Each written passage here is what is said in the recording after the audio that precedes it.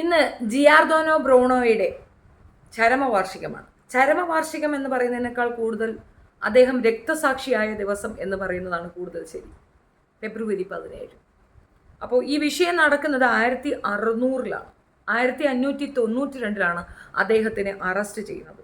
കുറ്റം മറ്റൊന്നുമല്ല, അദ്ദേഹം സൗരയൂഥത്തിനെ പറ്റിയും ശാസ്ത്ര അവബോധത്തോടു കൂടിയും പല കാര്യങ്ങൾ പറയാൻ തുടങ്ങി.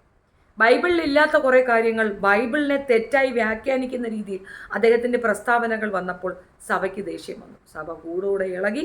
സഭാ നേതൃത്വം അദ്ദേഹത്തിനെ പിടിച്ചു കെട്ടി കൊണ്ടുവരാൻ ഉത്തരവിട്ടു. അതിനാൽ അറസ്റ്റ് ചെയ്യപ്പെട്ടു. 7 വർഷത്തോളം അദ്ദേഹത്തിന് വിചാരണ നടത്തി. ഈ വിചാരണ കാലഘട്ടത്തിൽ നടന്ന വിശേഷങ്ങളൊക്കെ തന്നെ നഷ്ടപ്പെട്ടു പോയ രേഖകൾ പിന്നീട് 1940-കളിൽ റിക്കവറി ചെയ്തെടുക്കുകയാണ് ഉണ്ടായത്. ഇങ്ങനെയൊക്കെ റിക്കവറി ചെയ്ത് എടുത്തതിൽ നിന്ന് കുറേയധികം കാര്യങ്ങൾ മനസ്സിലാക്കുകയും പിന്നീട് കാലത്തിനനുസരിച്ച്, അതായത് കാലാനുസൃതമായ മാറ്റങ്ങൾ ഇതിനൊക്കെ വരണമെന്ന തിരിച്ചറിവ് മാർപ്പാപ്പമാർക്ക് തന്നെ ഉണ്ടാകുന്ന ഒരു ഘട്ടമുണ്ടായിരുന്നു. 400 വർഷങ്ങൾക്കിപ്പുറം മാർപ്പാപ്പ മാപ്പ് പറഞ്ഞു. ഇദ്ദേഹത്തിന് മാത്രമല്ല, ഒരുപാട് ശാസ്ത്രജ്ഞന്മാരെ ഈ ബൈബിളിനെ തെറ്റായി വ്യാഖ്യാനിക്കുന്നു എന്ന രീതിയിൽ കൊന്നുകളയുന്ന ഒരു രീതി ഉണ്ടായിരുന്നു. ഞാൻ അനാട്ടമിയുടെ ഉപജ്ഞാതാവിൻ്റെ കാര്യം തൊട്ട് ഇങ്ങോട്ട് ഒരുപാട് പേരുടെ കാര്യം എനിക്ക് പറയാനുണ്ടാവും. ഒരുപാട് ശാസ്ത്രജ്ഞന്മാർ നമുക്ക് നഷ്ടപ്പെട്ടു പോയിരുന്നു. ചില ശാസ്ത്രജ്ഞന്മാരെ കൊന്നുകളയുക മാത്രമല്ല, കൊന്നിട്ട് 200 വർഷങ്ങൾക്കപ്പുറം വീണ്ടും കുഴിമാന്തി എടുത്തിട്ട് അസ്ഥികുടങ്ങൾക്ക് പോലും വീണ്ടും ഒരു വധശിക്ഷ നിർദ്ദേശിക്കുന്ന ഒരു സമയമുണ്ടായിരുന്നു സഭയ്ക്ക്. സഭ അത്ര വൾഗറായി തന്നെ ഇടപെട്ടിരുന്നു. മതവാദികൾ എന്ന് അവകാശപ്പെടുന്ന മത തീവ്രവാദികൾ പ്രത്യേകിച്ച് പുരോഹിത വർഗം തന്നെയാണ്. ഈ പുരോഹിത വർഗങ്ങൾക്ക് നിലനിൽക്കാൻ മതം അനിവാര്യമായ ഒന്നാണ്. അതിനപ്പുറം മതം മനുഷ്യനെ നേർവഴിക്ക് നടത്തേണ്ട ഒരു കാര്യം എന്നതിനപ്പുറം ഈ മതത്തിന് വലിയ മൂല്യമോ വലിയ വാല്യൂവോ കൽപ്പിക്കുന്നിടത്ത് ആ ജനസമൂഹം അല്ലെങ്കിൽ ആ ജനത നാശത്തിലേക്ക് സഞ്ചരിച്ചു കൊണ്ടിരിക്കുകയാണ് എന്നാണ് എനിക്ക് പറയാനുള്ളത്. ബ്രൂണോയുടെ രക്തസാക്ഷി ദിനത്തിൽ ഒരു കാര്യം പറയാം. ബ്രൂണോ പറഞ്ഞത് എത്ര ഭീകരമായ കാര്യമാണെന്ന് അറിയാമോ? ഇന്നത്തെ സമൂഹത്തിൽ നമ്മളെല്ലാവർക്കും മനസ്സിലായ, നമ്മുടെ കുഞ്ഞുങ്ങൾ പോലും പഠിക്കുന്ന ഒരു സാധനമാണ് അദ്ദേഹം അന്ന് പറഞ്ഞത്. 1500 കാലഘട്ടങ്ങളിൽ അദ്ദേഹം പറഞ്ഞൊരു കാര്യം ഇത്രയേ ഉള്ളൂ.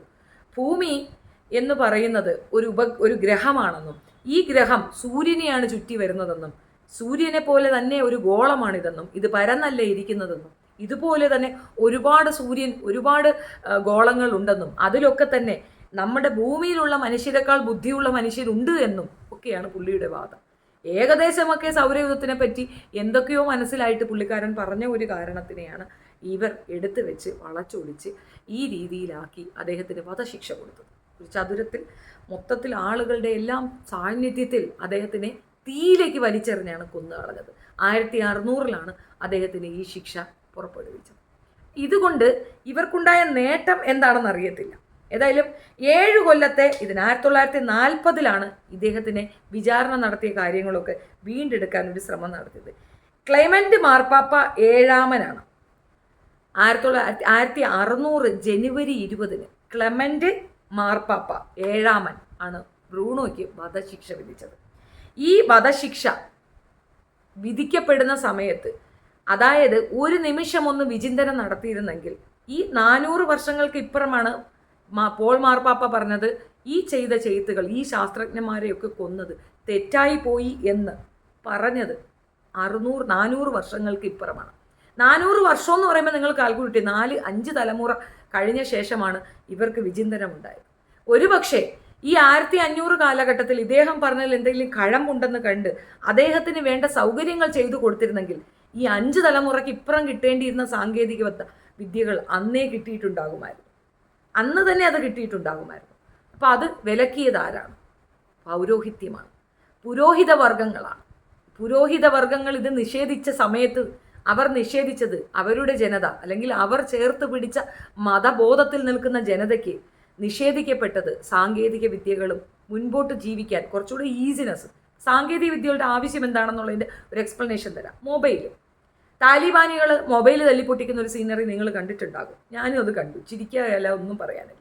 മൊബൈൽ കൊണ്ടുള്ള ബെനിഫിറ്റ് ഏറ്റവും കൂടുതൽ അനുഭവിക്കുന്നത് ഇസ്ലാം മതവിഭാഗം പോലെ അല്ലെങ്കിൽ പ്രവാസികൾക്ക് തന്നെയാണ്. ഒന്നാമത്തെ കാര്യം, അവർ നമ്മുടെ നാടും വീടും കൂടും കുടുക്കയൊക്കെ വിട്ടിട്ട് അന്യദേശത്ത് പോകുന്ന കുടുംബത്തിൻ്റെ ഭദ്രതയ്ക്കും കുടുംബത്തിലേക്കുള്ള സാമ്പത്തിക ഇതിനും വേണ്ടിയിട്ടാണ്.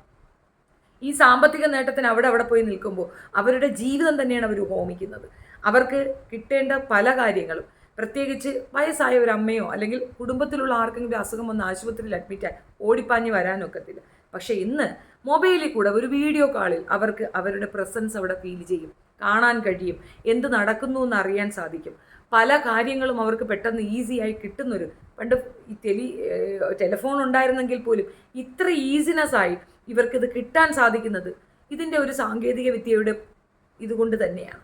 ചിലർ അതിൽ അഡിക്റ്റായി ഒന്നും തർക്കമില്ല. പക്ഷേ എന്നിരുന്നാൽ പോലും ഉപയോഗിക്കേണ്ട രീതിയിൽ ഉപയോഗം നടത്തുകയാണെങ്കിൽ എല്ലാത്തിനും മറ്റൊരു വശമുണ്ട് എന്ന് തെളിയിക്കാൻ മൊബൈൽ തന്നെ ഉദാഹരണമാണ്. ഇതുകൊണ്ട് ബെനിഫിറ്റ് അനുഭവിക്കുന്ന ഇസ്ലാം വിഭാഗത്തിലുള്ള ജനങ്ങൾ തന്നെ ഈ താലിബാനികൾ ചെയ്യുന്ന തോന്നിവാസം ഒന്ന് ചിന്തിച്ചു നോക്കും. നിങ്ങളുടെ മതം പറയുന്നുണ്ട് ഇതുപോലുള്ള ഇലക്ട്രോണിക് ഐറ്റം ഒന്നും ഉപയോഗിക്കാൻ പാടില്ല, തെറ്റാണെന്ന്. ഈ മതം രൂപീകരിക്കുന്ന സമയത്ത് ഈ സാധനം ഇല്ല എന്നുള്ളത് എത്ര പേർക്കറിയാം? ഈ മതം രൂപീകരിക്കുന്ന സമയത്ത് ഇതിനകത്ത് ഇപ്പോഴുള്ള താലിബാനികൾ നിശ്ചയിക്കുന്ന രീതിയിലുള്ള ഒരു സാധനവും ഉണ്ടായിരുന്നില്ല. ഇന്നത്തെ കാലഘട്ടത്തിൽ എടുത്തു പറയാൻ പറ്റുന്ന ഒരു സംഗതിയും അന്നത്തെ കാലഘട്ടത്തിലില്ല. വാഹനം ഉപയോഗിക്കരുതെന്ന് പറയണം. അന്ന് ഏത് വാഹനം? ഒട്ടകപ്പുറത്ത് കയറി സഞ്ചരിച്ചിരുന്ന ആൾക്കാർക്ക് എന്നത് വാഹനം. ഒരേ വാഹനത്തിൽ കുടുംബത്തിലുള്ളവരെല്ലാവരും കൂടെ സഞ്ചരിക്കാൻ പാടില്ലെന്ന് മുഹമ്മദ് നബി പറഞ്ഞു എന്ന് പറയുന്നിടത്ത് എൻ്റെ ഒരു ചോദ്യമാണ്, അന്ന് ഏത് വാഹനം? ഈ കുടുംബത്തിലുള്ളവരെല്ലാവരും കൂടെ ഏത് വാഹനത്തിൽ കയറി ഒന്നിച്ചു പോയി? ഇത് ഇന്നത്തെ കാലഘട്ടത്തിലെ പുരോഹിത വർഗം വളച്ചൊടിക്കുന്ന സംഗതിയാണെന്ന് മനസ്സിലാക്കാൻ കോമൺ സെൻസ് മതി. എഡ്യൂക്കേഷൻ ഉണ്ടെങ്കിൽ, കോമൺ സെൻസും ഉണ്ടെങ്കിൽ മനസ്സിലാക്കാവുന്ന കാര്യങ്ങൾ തന്നെയാണ്. ഇതേ അവസ്ഥ സഭയ്ക്കുമുണ്ടായിരുന്നു. സഭ നിഷേധിച്ച ഒരുപാട് കാര്യങ്ങൾ. കന്യാസ്ത്രീ, ഇന്നത്തെ മാർപ്പാപ്പയ്ക്ക് കുറച്ചുകൂടെ ബോധമുണ്ട്. അദ്ദേഹം പറയുന്ന ചില കാര്യങ്ങൾ വളരെ ചിന്തനീയമാണ്. കന്യാസ്ത്രീക്ക് വെർജിനിറ്റി ഒന്നും വേണ്ട എന്ന് പറയുന്നിടത്ത് നാളെ കന്യാസ്ത്രീക്ക് കല്യാണം കഴിക്കാമെന്ന് വേണമെങ്കിലും അദ്ദേഹം പറയും. അച്ഛന്മാർക്ക് ഇതൊന്നും വേണ്ട, നിർബന്ധമില്ല എന്ന് പറഞ്ഞ് ഒരുപാട് കാര്യങ്ങൾ അദ്ദേഹം പറയുന്നുണ്ട്. മാർപ്പാപ്പ തന്നെ ഈ പറയുന്ന ട്രാൻസ് വിഭാഗത്തിന് അംഗീകരിക്കുന്നുണ്ട്. വിഭാഗത്തിന് അംഗീകരിക്കുന്നു എന്ന് മാത്രമല്ല, അതിന് പ്രോത്സാഹനവും കൊടുക്കുന്നുണ്ട്. അവരും മനുഷ്യരാണ് എന്നുള്ള രീതിയിൽ പറയുന്നുണ്ട്. എന്നാൽ ബൈബിളിൽ ഇതൊക്കെ ഓപ്പോസിഷനാണ്. ബൈബിൾ എതിർക്കുന്ന എല്ലാ സാധനങ്ങളെയും ഇന്ന് അംഗീകരിക്കുന്ന ഒരു സഭാ നേതൃത്വമാണ് ഇന്ന് ക്രിസ്ത്യാനിറ്റിയിലുള്ളത്. അപ്പോൾ ഈ ചിന്ത അവർക്ക് വന്നത് ഒരുപാട് കാലങ്ങൾക്ക് ഇപ്പുറമാണ്. ഇസ്ലാമിയരെക്കാൾ ഭീകരമായിരുന്നു അവരുടെ ചിന്താധാരകളും ചിന്താഗതികളും ഒക്കെ തന്നെ. സ്ത്രീകളെ അവർ കൺസിഡർ ചെയ്യുന്നത് വെറും വേസ്റ്റായിട്ടായിരുന്നു. സ്ത്രീകൾക്ക് അവർ കൊടുത്തിരുന്ന സ്വാതന്ത്ര്യമില്ലായ്മ, അതിൻ്റെ തീവ്രത എത്രയാണെന്ന് ചരിത്രം പഠിച്ചാൽ മനസ്സിലാക്കും. ഇസ്ലാമിയർ അവരുടെ മുമ്പിൽ ഒന്നുമല്ലായിരുന്നു. ഇസ്ലാമിയർക്ക് ഈ പഠനത്തിനോടുള്ള വെറുപ്പും കാര്യങ്ങളും ഒക്കെ വരുന്ന സമയത്ത് അലക്സാണ്ടറിൽ ഒരു വലിയ ശേഖരമുണ്ടായിരുന്നു, പുസ്തക ശേഖരം. ഇവർ കത്തിച്ച് കളഞ്ഞു. അതും തെളിവ് അടിസ്ഥാനത്തിൽ ചോദിക്കുകയാണെങ്കിൽ പലർക്കും പല അഭിപ്രായമാണ്. ഞാൻ മനസ്സിലാക്കിയത്, ഞാൻ വായിച്ചെടുത്തു നോക്കി എനിക്ക് മനസ്സിലായത് ഇസ്ലാമിക പണ്ഡിതന്മാർക്ക് ഭ്രാന്ത് കയറിയിട്ട് അത് പൊട്ടിച്ച് കളഞ്ഞു എന്നുള്ളതാണ്. കാരണം എല്ലാ സാധനവും നമ്മുടെ ഖുർആനിലുണ്ട്, പിന്നെ ഇതിൻ്റെ ആവശ്യമൊന്നുമില്ല, എത്രയും വലിയ പുസ്തക ശേഖരത്തിൻ്റെ ആവശ്യം എന്താണെന്നാണ് ചോദിച്ചത്. എന്നൊരു വ്യക്തിക്ക് അങ്ങനെ ഒരു ചിന്താഗതി പോലും വരുന്നോ? അന്ന് അടുത്ത സമൂഹത്തിനോടും അവൻ്റെ അനന്തരാവകാശികളോടും അവൻ ചെയ്യുന്ന ഏറ്റവും വലിയ ക്രിമിനൽ കുറ്റം തന്നെയാണ് അത്തരം കാര്യങ്ങൾ. മറ്റു പുസ്തകങ്ങൾ വായിക്കാൻ പാടില്ല, ഖുർആനിലെല്ലാം ഉണ്ട്, ഖുർആൻ വായിച്ചാൽ മതി എന്ന് പറയുന്ന മതപണ്ഡിതന്മാർ ഏറ്റവും വലിയ പിന്തിരിപ്പന്മാരാണ്. അവരെ തിരിച്ചറിയുകയും മാറ്റി നിർത്തപ്പെടുകയും വേണം. മതം വേണം തർക്കമൊന്നുമില്ല, മതവാദികൾക്ക് എഗൻസ്റ്റ് ഒന്നുമല്ല. പക്ഷെ മതത്തിലുള്ള നല്ല കാര്യങ്ങൾ എടുക്കുക. നന്മ ചെയ്യാൻ മതം പറയുന്നുണ്ട്. നന്മ തിന്മകൾ പറയുന്നിടത്ത് തിന്മയെ മാത്രം നിങ്ങൾ അംഗീകരിക്കും, തിന്മയെ എടുത്ത് തോളി വെച്ചിട്ട് നന്മയെ അങ്ങോട്ട് വെട്ടിച്ചാണ്ടി കളഞ്ഞിട്ട് ഇതാണ് ഞങ്ങളുടെ മതം എന്ന് അവകാശപ്പെടുന്ന തെറ്റല്ലേ? ഇസ്ലാമിക രാജ്യങ്ങളിലൊക്കെ തന്നെ ജനാധിപത്യം വന്നില്ല എന്നേ ഉള്ളൂ. പക്ഷെ അതിന് ഒപ്പോസിഷനായിട്ട്, അതായത് ഈ പറയുന്ന ഖുർആനിലുള്ള കാര്യങ്ങൾക്കല്ലേ എഗൻസ്റ്റ് ആയിട്ടാണ് അവിടെ കാര്യങ്ങൾ നടക്കുന്നത്. സ്വർഗത്തിൽ കൊടുക്കാമെന്ന് പറയുന്ന ഹൂറികളെയും മദ്യത്തിനെയും ഒക്കെ കച്ചവടമാക്കി അവിടെ സംഗതി നടക്കുന്നുണ്ട്. ഇത് കാലഘട്ടത്തിനനുസരിച്ചിട്ടുള്ള കാര്യങ്ങൾ, തീരുമാനങ്ങൾ നടപ്പിലാക്കുന്ന ഒരു ഗവൺമെൻറ്റാണ് ഇസ്ലാമിക രാജ്യത്ത് പോലുമുള്ളത്. ഇവിടെയുള്ള കുറേ താലിബാനികൾക്ക് ഇത് മനസ്സിലാകുന്നില്ല എന്നുള്ളതാണ് വസ്തുത. ഒരു കാര്യം കൂടെ പറയാം. ഇനി നമ്മൾ എക്കണോമിക്സിലൊക്കെ പഠിക്കുന്ന ഒരു കാര്യമാണ്. വ്യക്തമായി പറഞ്ഞാൽ, കൃത്യമായി പറഞ്ഞു കഴിഞ്ഞാൽ നമ്മൾ എക്കണോമിക്സിൽ എന്താണ് പഠിക്കുന്നത്? ഒരു കാലഘട്ടത്തിൻ്റെ മൂല്യം നിശ്ചയിക്കുന്നത് എന്താണ്? ആ കാലഘട്ടത്തിലെ സാമ്പത്തിക വ്യവസ്ഥയാണ്. ദുബായ്, സൗദിയുള്ള രാജ്യങ്ങളിലേക്കുള്ള സാമ്പത്തിക വ്യവസ്ഥ, ക്യാപിറ്റലിസം, അവിടെയുള്ള ആ വ്യവസ്ഥകളാണ് ആ രാജ്യത്തെ അല്ലെങ്കിൽ ആ നാട്ടിൻ്റെ മൂല്യം നിശ്ചയിക്കുന്നത്. ആ കാലഘട്ടത്തിൻ്റെ മൂല്യം നിശ്ചയിക്കുന്നത് അതാണ്. അതുകൊണ്ട് തന്നെ അവർ മാറി ചിന്തിക്കുന്നു. സ്ത്രീകൾക്ക് പുറത്തു പോകാൻ അനുവാദമില്ല എന്ന് പറയുന്ന ഇസ്ലാം മതത്തിൽ സ്ത്രീകൾക്ക് ഡ്രൈവിംഗ് ലൈസൻസ് കൊടുക്കുന്നു. ഈ ഡ്രൈവിംഗ് ലൈസൻസ് എന്തായാലും വണ്ടി ഓടിക്കാനല്ലേ. വണ്ടി ഓടിക്കണ എന്തിനാണ്? പുറത്തേക്ക് പോകാനല്ലേ, വീട്ടിനകത്തിട്ട് കളിക്കാനല്ലല്ലോ. അപ്പോൾ അതിൽ വ്യക്തതയുണ്ടല്ലോ. എന്തുകൊണ്ടാണ്? മുഖം മറച്ചുകൊണ്ട് എക്സാം ഹാളിൽ വരരുത് എന്നാണ് നിയമമെങ്കിൽ പോലും അതിനകത്ത് കൃത്യമായി പറയുന്നത് എന്താണ്? മുഖം മറയ്ക്കേണ്ട ഒരു നെസസിറ്റി പെണ്ണുങ്ങൾക്ക് ഇല്ല എന്നും കൂടെയല്ലേ ധ്വനികളിൽ കൂടെ നമുക്ക് മനസ്സിലാക്കിക്കൂടെ. ഇനി അതും അവിടെ നിൽക്കട്ടെ. സൗദിയിൽ നിന്നൊരു പെണ്ണ് പോകുന്നുണ്ട് സൗന്ദര്യ മത്സരത്തിന്. കാലം മാറി, അവരുടെ കോലവും മാറി. കാലം മാറുന്നതിനനുസരിച്ചിട്ട് ഇന്നാട്ടിലുള്ള താലിബാനികൾക്കാണ് കോലം മാറാത്തതും, അവരാണ് ചവിട്ടിപ്പിടിക്കുന്നത്. ഇതേ അവസ്ഥ ഇതിൽ ഭീകരമായി ക്രിസ്ത്യാനിറ്റിയിലുണ്ടായിരുന്നു. ക്രിസ്ത്യാനിറ്റിയിൽ നിന്നാണല്ലോ ഡെവലപ്മെന്റ് ഉണ്ടായി ഈ മതം വന്നതും. ഇതിൽ 1/3 പെണ്ണിന് സ്വത്തവകാശം എന്ന് പറയുന്നിടത്ത് ക്രിസ്ത്യാനിറ്റിയിൽ തന്നെ മേരി റോയ് എന്ന് പറയുന്ന സ്ത്രീ മെനക്കെട്ടിറങ്ങി സ്ത്രീകൾക്ക് ഈക്വലായിട്ട് സ്വത്തവകാശം കൊണ്ടുവന്നൊരു രീതിയുണ്ട്.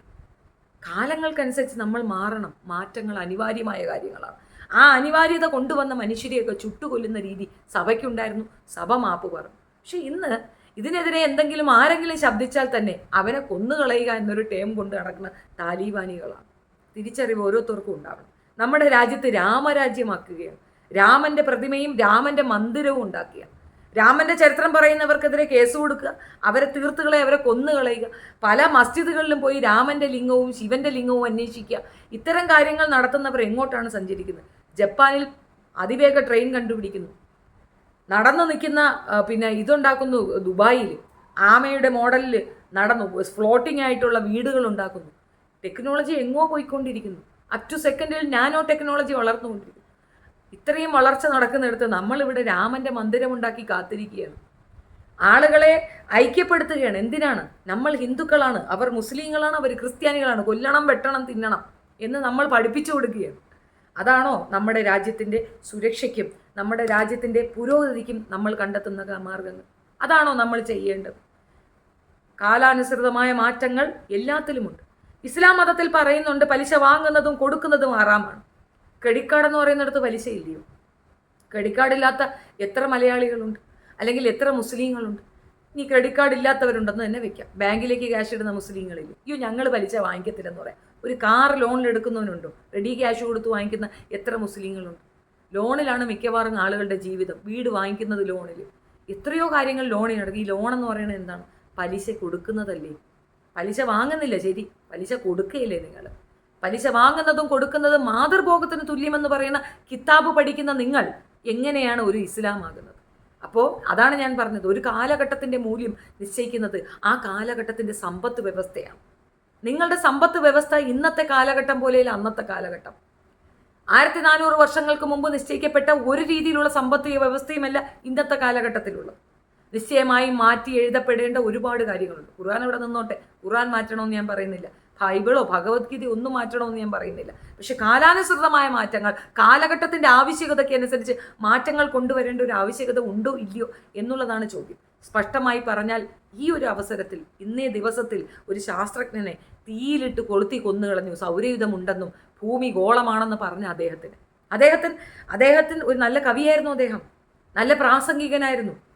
അതൊക്കെ തന്നെ നശിപ്പിച്ചുകൊണ്ട് അദ്ദേഹത്തിനെ പിടിച്ച് 8ഓളം കൊല്ലം ഒരു ജയിലിനകത്ത് ഇട്ട് വിചാരണ നടത്തി തീവ്രമായ കുറ്റം ആരോപിച്ചുകൊണ്ട് അദ്ദേഹത്തിന് കൊന്നുകളയുമ്പോഴും ഈ കൊലയ്ക്ക് നിർദ്ദേശിക്കുന്ന പോപ്പിനോട് അദ്ദേഹം ചോദിക്കുന്ന ഒരു ചോദ്യമുണ്ട്. എൻ്റെ കണ്ണുകളിലുള്ള ഭയം മരണഭയത്തിനേക്കാൾ ഏറെ നിങ്ങളുടെ കണ്ണുകളിൽ ഞാനൊരു ഭയം കാണുന്നുണ്ട്. എന്നെപ്പോലുള്ളവർ ജീവിച്ചിരുന്നാൽ, എന്നെപ്പോലുള്ളവർ സംസാരിച്ചു കഴിഞ്ഞാൽ നിങ്ങളെപ്പോലുള്ളവർ അന്നം മുട്ടും, നിങ്ങളെപ്പോലുള്ള പുരോഹിത വർഗത്തിൻ്റെ അന്നം മുട്ടും എന്നുള്ള ഭയമാണ് നിങ്ങളെ കൊണ്ട് എന്നെ ഇത് ചെയ്യിക്കുന്നത്. തീയിലിട്ടൊരു മനുഷ്യനെ നിഷ്കരണം ചുട്ടുകളയാൻ അവർ കാണിച്ച ഉത്സാഹം എന്ന് ആലോചിച്ച് നോക്കും. കാലങ്ങൾക്കിപ്പുറം 400 വർഷങ്ങൾക്കിപ്പുറം മാപ്പ് പറഞ്ഞതുകൊണ്ട് നഷ്ടമാർക്കാണ്? ആ തലമുറകൾക്കാണ്. ഈ 400 വർഷത്തിൽ എത്രയോ മനുഷ്യർ ജീവിച്ചു, മരിച്ചു. അവർക്കൊക്കെ അവകാശപ്പെട്ടിരുന്ന സാങ്കേതിക വിദ്യകളെയൊക്കെ തന്നെ ഇവർ നിഷേധിക്കുകയല്ലേ ചെയ്തത്. കാലം ഇന്നും അത് തന്നെയാണ് ആവർത്തിക്കുന്നത്. ഇന്നത്തെ പണ്ഡിത ശിരോമണികളും പണ്ഡിത വർഗങ്ങളും വിയർപ്പിൻ്റെ അസുഖമുള്ള പണ്ഡിത ശിരോമണികൾ ചെയ്യുന്നത് എന്താണ്? ഇത് തന്നെയാണ്. അവർ ഈ സമൂഹത്തിൻ്റെ, ഈ തലമുറയുടെ, നമ്മളുടെ അടുത്ത അനന്തരാവകാശികളുടെ ഏറ്റവും സുഗമമായ രീതിയിൽ ജീവിക്കാനുള്ള അവരുടെ അവകാശങ്ങളെ നിഷേധിക്കുകയാണ് ഈ കൂട്ടർ ചെയ്യുന്നതെന്ന് ഞാൻ പറഞ്ഞാൽ തർക്കിക്കാൻ പറ്റുമോ? ഇദ്ദേഹത്തിൻ്റെ ഓർമ്മ ദിനമായതുകൊണ്ട് ഈ ഒരു വിഷയം എടുത്തു എന്നേ പറഞ്ഞുള്ളൂ. പലരും എന്നോട് ആവശ്യപ്പെടുന്ന, എന്നോട് റിക്വസ്റ്റ് ചെയ്യുന്ന ഒരു കാര്യമാണ്, നിങ്ങൾ രാഷ്ട്രീയം പറയരുത്, നിങ്ങൾ റിലീജിയൻ പറയരുത്. വേറെന്താണ് ഞാൻ പറയേണ്ടത്? നമ്മുടെ രാജ്യത്തിനൊരു രാഷ്ട്രീയമുണ്ട്. രാഷ്ട്രം എന്ന് പറയുന്നത് രാഷ്ട്രീയത്തിൽ മെനഞ്ഞെടുത്തൊരു സാധനം തന്നെയാണ്. ഓരോ പൗരനും രാഷ്ട്രീയം വേണം. രാഷ്ട്രീയമില്ലാതെ നിങ്ങൾക്ക് ജീവിക്കാനാകത്തില്ല. നിങ്ങൾ രാഷ്ട്രീയം പറയുക തന്നെ വേണം. ആ രാഷ്ട്രീയത്തിൽ കൂടെയാണ് നിങ്ങളുടെ ജീവൻ നിലനിൽക്കുന്നത്. നിങ്ങളുടെ ജീവൻ എന്ന് പറയുന്നത്, അല്ലെങ്കിൽ നിങ്ങളുടെ ജീവിതത്തിൻ്റെ സർക്കിൾ തന്നെ ഈ രാഷ്ട്രീയമാണ് തീരുമാനിക്കുന്നത്. ഇത് ഞാൻ പറയാതിരിക്കുകയാണെങ്കിൽ ഞാനൊരു യഥാർത്ഥ പൗരയാണ്. മോണിറ്റൈസേഷൻ, പേയ്മെൻറ്റ് അല്ലെങ്കിൽ റീച്ച് ഇതൊക്കെ ഞാൻ കൺസേൺ ചെയ്തു കഴിഞ്ഞാൽ എൻ്റെ ഉള്ളിലുള്ള പൗരബോധം എന്നെ വേട്ടയാടില്ലേ?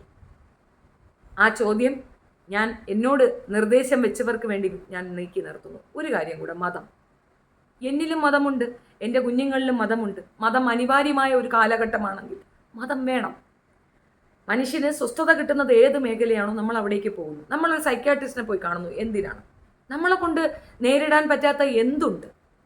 ആ സൈക്യാട്രിസ്റ്റ് എന്താണ് നിങ്ങൾക്ക് ചെയ്തു തരുന്നത്? മെഡിസിൻ തരുന്നു? അല്ല, നിങ്ങളുടെ ഉള്ളിലുള്ള ഒരു വ്യക്തിയെ അദ്ദേഹം ഉണർത്തിയെടുക്കുകയാണ്. ഈ കാണുന്ന എല്ലാ പ്രശ്നവും സൈക്യാട്രിസ്റ്റ് നിങ്ങൾക്ക് തീർത്തു തരുമോ? ഇല്ല.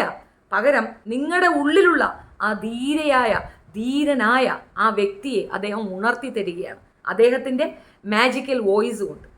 ഒരു മനുഷ്യനെ നമുക്ക് അങ്ങനെ നയിക്കാൻ സാധിക്കുന്നത് അയാളുടെ കഴിവ് തന്നെയാണ്. പക്ഷേ നമ്മുടെ ഉള്ളിലുള്ള ആ കഴിവുള്ള വ്യക്തിയെ നമുക്ക് മനസ്സിലാകുന്ന എപ്പോഴാണ്? അദ്ദേഹം പറയുമ്പോഴാണ്. അപ്പോൾ നിങ്ങൾക്ക് കോമൺ സെൻസ് ഉപയോഗിച്ചാൽ മനസ്സിലാവുന്ന ഒരു കാര്യമാണ്, നിങ്ങളുടെ ഉള്ളിലുണ്ട് ആ വ്യക്തി, ധൈര്യമുള്ള, ധീരതയുള്ള, ഈ പ്രോബ്ലംസ് എല്ലാം സോൾവ് ചെയ്യാനും ഓവർകം ചെയ്യാനുമുള്ള കഴിവുള്ളൊരു വ്യക്തി നിങ്ങളുടെ ഉള്ളിലുണ്ട്. ആ വ്യക്തിയെ ഉണർത്തുക എന്നൊരു ഉത്തരവാദിത്വം മാത്രമാണ് സൈക്യാട്രിസ്റ്റ് നിങ്ങൾക്ക് ചെയ്തു തരുന്നത്. അങ്ങനെയല്ലേ ഉള്ളത്? എല്ലാവരുടെ ഉള്ളിലും ആ ധീരതയുള്ള ഒരു വ്യക്തിയുണ്ട്. അത് മനസ്സിലാക്കാൻ നിങ്ങൾ വൈകുന്നിടത്താണ് നിങ്ങൾക്ക് ഈ പ്രോബ്ലംസ് ഫേസ് ചെയ്യാൻ കഴിയാത്തൊരവസരം ഉണ്ടാകുന്നത്. സോ കൺക്ലൂഷൻ ഇത്രയേ ഉള്ളൂ. ഒരുപാട് ശാസ്ത്രജ്ഞന്മാർ നമ്മളുടെ മതവാദികൾ, മതബോധമുള്ളവർ, മതഭീകരവാദികൾ നശിപ്പിച്ചിട്ടുണ്ട്. അതിൻ്റെ ആഫ്റ്റർ എഫക്റ്റ് നമുക്ക് ഡിലേ ആയി വന്ന കുറേയധികം ന്യായങ്ങളുമുണ്ട്. ജസ്റ്റിസ് ഡിലേഡ് എന്ന് പറയുന്നത് ഡിനേഡ് എന്നതുപോലെ ഒരു തത്വമാണ്. സെയിം തിങ് തന്നെയാണ് ഇവിടെയും സംഭവിച്ചിട്ടുള്ളത്. അപ്പോൾ ബ്രൂണോ മരണപ്പെട്ടതിനെ പറ്റിയാണ് ഇന്നത്തെ വിഷയം. അതിൻ്റെ ഇടയ്ക്ക് കുറച്ച് കാട് കയറിപ്പോയെന്ന് ഞാൻ വിചാരിക്കുന്നു, ക്ഷമിക്കുക. ഈ ഒരു വിഷയം നിങ്ങളുടെ മുന്നിലേക്ക് കൊണ്ടുവരണമെന്ന് വളരെയധികം ആഗ്രഹിച്ച് ഒരുപാട് കാര്യങ്ങൾ ഞാൻ എടുത്തു വെച്ചിരുന്നു. പക്ഷേ അതൊന്നും എനിക്ക് കൂട്ടിച്ചേർക്കാൻ പറ്റിയിട്ടുണ്ടായിരുന്നില്ല. ഇനി വരും ദിവസങ്ങളിലുള്ള വീഡിയോസിൽ ഞാനത് പ്രതിപാദിക്കുന്നതായിരിക്കും. ഇന്ന് ഫെബ്രുവരി 17 ബ്രൂണോയുടെ രക്തസാക്ഷിത്വ ദിനം. ചരമവാർഷികം എന്നതിനപ്പുറം ബ്രൂണോയുടെ രക്തസാക്ഷിത്വ ദിനം. ഒന്നും കൂടെ ഡേറ്റ് ഓർമ്മിപ്പിക്കുന്നു. 1600 അദ്ദേഹത്തിന് ജനുവരി 20 വിധിച്ച ശിക്ഷയിൽ ഫെബ്രുവരി 17 നടപ്പിലാക്കപ്പെട്ട ഒരു ക്രൂരകൃത്യം, സഭ നടത്തിയ ഒരു ക്രൂരത. ഇന്ന് സഭ മാറി ചിന്തിക്കുന്നു. സഭയിൽ ഒരുപാട് മാറ്റങ്ങളുണ്ട്. ഇന്നത്തെ മാർപ്പാപ്പ ഒരുപാട് ഫോർവേഡായി ചിന്തിക്കുന്ന വ്യക്തിയാണ്. അതുമാത്രമല്ല, അവർക്കിടയിൽ തന്നെ നൂതന ആശയങ്ങളെ അംഗീകരിക്കുകയും അക്സെപ്റ്റ് ചെയ്യുകയും ഒക്കെ ചെയ്യുന്നുണ്ട്. ഇതേപോലെ തന്നെ ഇസ്ലാമിക രാജ്യങ്ങളിലും മാറ്റം വരുന്നുണ്ട്. ചന്ദ്രനെ ദൈവമായി കൺസേൺ ചെയ്തിരുന്ന അവർ തന്നെ ചന്ദ്രനിലേക്ക് ആളെ വിടുന്നൊരു ടേമുണ്ട്. അപ്പോൾ അവിടെയും മാറ്റങ്ങൾ വന്നിട്ടുണ്ട്.